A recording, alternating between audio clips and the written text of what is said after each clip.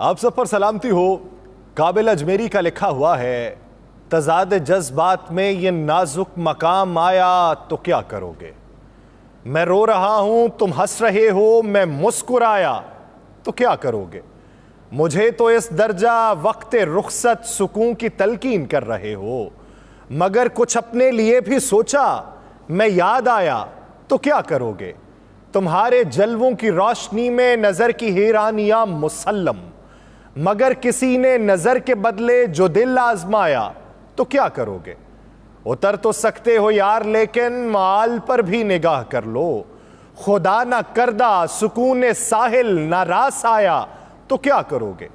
कुछ अपने दिल पर भी जख्म खाओ, मेरे लहू की बहार कब तक।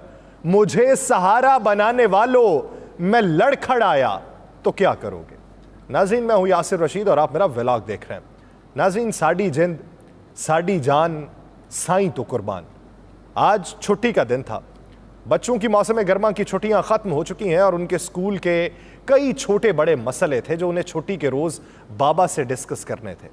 लेकिन ये क्या कि उन्हें आंख खोलने पर माँ बाप के चेहरे उतरे हुए मिले, क्योंकि आज उनके लिए सारे मसले एक तरफ और तवक्को से ज़्यादा बिजली का बिल एक तरफ था। आज उनके लिए छोटी बेटी के स्कूल के जूते लेने की फिक्र एक तरफ और शाहेवाला की तरफ से भेजे गए टैक्सेस की भरमार एक तरफ। आज उनके लिए बेटे के गुर्दे वॉश करवाने की फिक्र एक तरफ, बिजली बिल के टैक्सेस में तमाम तर रानाइयां और तमाम तर परेशानियां एक तरफ। हम सुना करते थे कि 70 सालों बाद कूड़ा फेंके जाने वाली जगह की किस्मत भी बदल जाती है। हुजूर वाला पाकिस्तान बने को 76 साल बीत गए। लोगों की हालत बद से बदतर ही देखी गई। शाहेवाला आपका खाना पीना, इलाज और ऐशो इशरत कायम रहे। हमारी तो जिंदगी की छोटी छोटी ख्वाहिशें गले का फंदा बन चुकी हैं। शाहेवाला आपके सरकारी अफसरान और मातहत मुलाजमीन की मौजें लगी रहें। हम अपनी और अपने बच्चों की सारी खुशियां आप पर कुर्बान करते हैं। शाहेवाला आप अपने बेवजह के अखराजात और अय्याशियां बढ़ाते रहें, हम उन्हें टैक्सेस की सूरत में बढ़ाते रहेंगे। साईं आपका आस्ताना चलता रहे। हम तो आपके मुरीद थे, हैं और रहेंगे, जैसे चाहें इस्तेमाल में लाएं।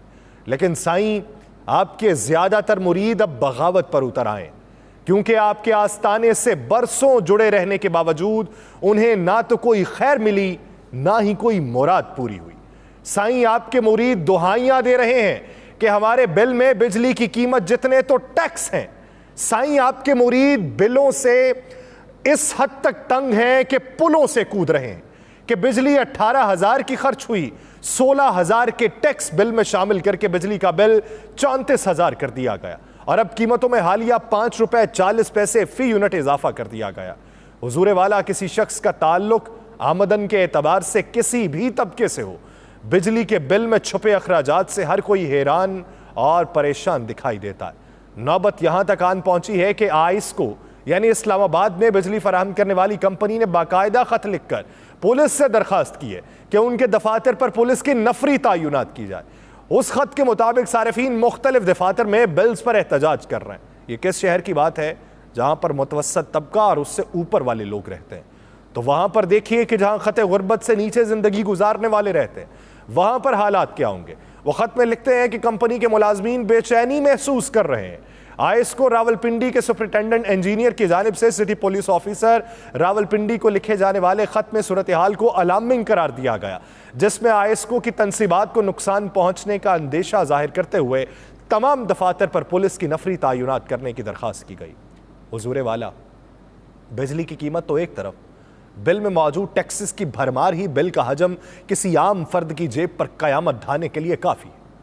एक आम शख्स को समझाने की कोशिश करते हैं कि उसके बिल का मतंजन कैसे पकाकर उसके आगे पेश किया जाता है। बिजली के बिल में फी यूनिट की कीमत इस्तेमाल के साथ साथ बढ़ती है, यानी जैसे जैसे इस्तेमाल शुदा यूनिट बढ़ते जाएंगे वैसे वैसे यूनिट की कीमत भी बढ़ती जाएगी। दूसरी अहम बात यह है कि बिजली के बिल में एक हिस्सा जो है वो बिजली फराहम करने वाली कंपनी को वाजिबुल अदा रकम होती, जबकि उसके दूसरी तरफ बराह रास्त हुकूमती महसूलात यानी हुकूमती टैक्सेस होते हैं जो बिजली के बिल के जरिए सारिफ से वसूल किए जाते हैं। बिजली की कीमत के अलावा बिल में एक अहम चीज फ्यूल प्राइस एडजस्टमेंट है, जिसे एफपीए के तौर पे लिखा जाता है, जो बिजली पैदा करने के जराए यानी ईंधन जैसे कि कोयला, फर्नेस ऑयल या गैस की लागत उस पर मुनहसर होती है, जिसका तखमीना हर माह लगाया जाता है और फिर सारिफ से वसूल कर लिया जाता है। इस मामले में रुपए की कदर भी अहमियत की हामिल है। दूसरी जानिब फाइनेंसिंग कास्ट सरचार्ज है, उसकी मद में फी यूनिट 0.43 रुपए सारिफीन से वसूल किए जाते हैं, जो दरअसल गर्दशी कर्जे को कम करने के लिए लगाया गया। के इलेक्ट्रिक की जानिब से अगर बात की जाए तो जारी करदा बिल्स में यह रकम पीएचएल होल्डिंग के नाम पे ली जाती है। इसी तरह अगर सेमाही या क्वार्टरली टैरिफ एडजस्टमेंट या डीएमसी की मद में भी सारिफीन से इस वक्त पैसे वसूल किए जाते हैं जब हुकूमत बिजली की कीमत में रद्दोबदल कर देती है। दूसरी जानिब चंद अखराजात या टैक्स ऐसे हैं जो बराह रास्त हुकूमत की जानिब से आयद किए जाते हैं और उनका बिजली फराहम करने वाली कंपनी से कोई बराह रास्त ताल्लुक नहीं होता। बिल में सबसे ज्यादा टैक्स जो है वो जनरल सेल्स टैक्स की मद में वसूल किया जा रहा है, जो 18% के हिसाब से 5,768 रुपए। इसके अलावा अगर आप टैक्स फाइलर नहीं है तो बिजली के बिल में इनकम टैक्स भी लग के आएगा। इनकम टैक्स की बिजली के बिल्स के जरिए वसूली भी एक मतनाज़ अमल है, क्योंकि मैं एक किराए के मकान में रहता हूं। अब मैं फाइलर हूं, मेरा लैंडलॉर्ड अगर फाइलर ना हो, क्योंकि कई सारिफीन खुद तो टैक्स फाइलर हैं, लेकिन जिन मालिक मकान के नाम पर बिजली का मीटर होता है उनकी वफात को भी कई बरस बीत चुके होते हैं, तो वो नॉन फाइलर है, तो उनका जो बिजली का बिल आएगा वो भरना मैंने है, क्योंकि मीटर उनके नाम पे है, भरूंगा मैं, तो अजियत वो मेरे ऊपर मुसल्लत है। 25,000 रुपए से ज्यादा के बिजली के बिल पर ही इनकम टैक्स लगता है और मजमूई बिल की लागत का 7.5% होता है। इस तरह हुकूमत दो और मदों में भी सारिफ से बराह रास्त पैसे वसूल करती है, जिनमें से एक तो फ्यूल प्राइस एडजस्टमेंट के ऊपर लगाया जाने वाला जीएसटी है और दूसरा टीवी फीस है। अब मौजूदा सूरत हाल के तनाजुर में उसको कैसे समझाएंगे जो इस वक्त सड़कों के ऊपर मौजूद है और रोना पीटना लगाए हुए है कि मेरा गुजारा नहीं हो रहा, मैं ये महीना कैसे गुजारूंगा।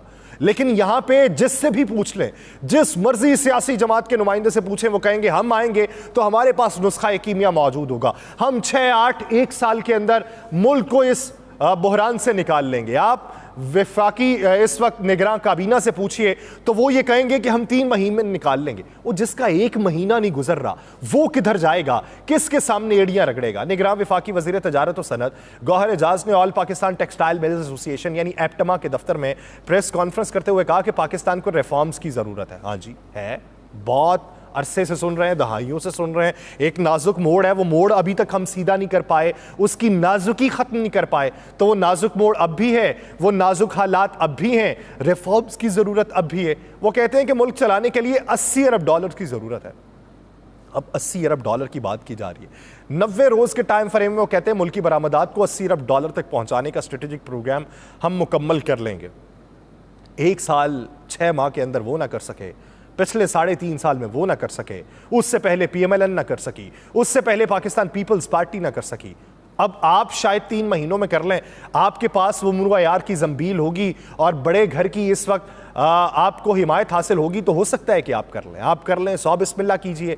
वो कहते हैं कि इलेक्शन कराना इलेक्शन कमीशन का काम है, मेरा मैंडेट सियासी नहीं है। आज पाकिस्तान तकलीफ में है, इस तकलीफ को दूर करना मेरा मैंडेट है।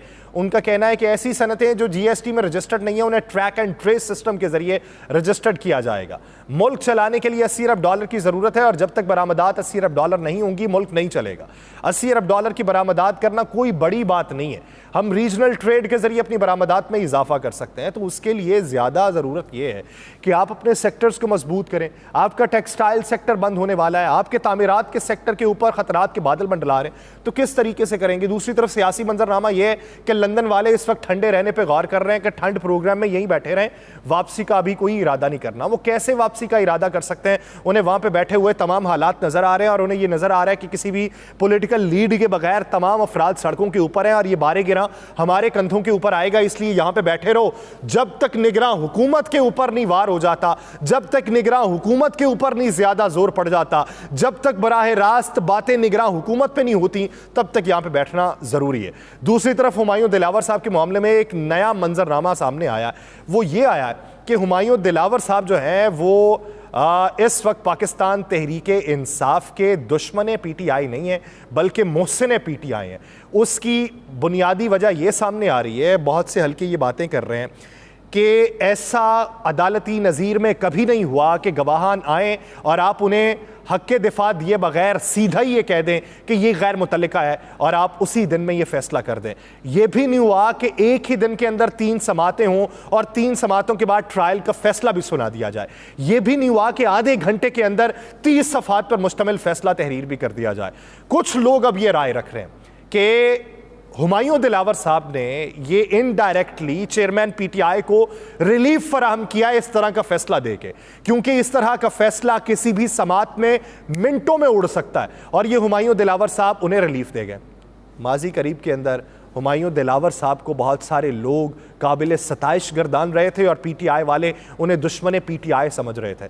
अब जब दूसरों को यह दिखाई देना शुरू हो गया कि यह फैसला तो उड़ जाएगा हाई कोर्ट के अंदर, तो हुमायूं दिलावर साहब को इस वक्त बली का बकरा बनाने की कोशिश की जा रही है और यह कहा जा रहा है कि इन्होंने रिलीफ दिलवाया है चेयरमैन पीटीआई को। अब देखना यह है कि आने वाले दिनों में हुमायूं दिलावर के गिर्द घेरा तंग कौन करता है, पीटीआई वाले या पीटीआई के मुखालिफिन। मुझे दीजिए इजाजत, अल्लाह निगहबान।